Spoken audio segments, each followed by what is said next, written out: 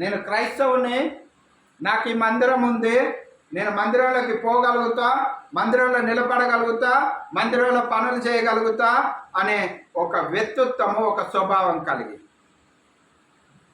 ఇది అబద్ధం అంటారా?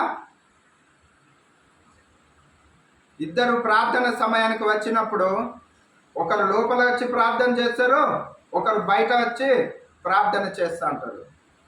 ఇద్దరు వ్యక్తులు కదా. నికోదేము పరిచయుడు, పరిచయుడు సుంకరి, పరిచయుడు సుంకరి. ఒకడు లోపలికి పోయి, ప్రభువా నా దశంభాగం ఇచ్చిన ప్రభువా, అన్ని ఇచ్చిన ప్రభువా, బయట ఉండడానికైతే ఆ బుద్ధి లేదు, ఏది లేదు ప్రభువాడు, నీ మందిరంలోకి వచ్చటం కూడా అర్హుడు కాదు. నేను చూడు ఎంత ధైర్యంగా వచ్చినో, నీకు అన్ని ఇచ్చిన కదా, నిన్ను ఓడియమన్నాడు. బయట ఉన్నాడు నీతిమంతుడైంది, లోపల ఉన్నాడు అపవిత్రుడైంది.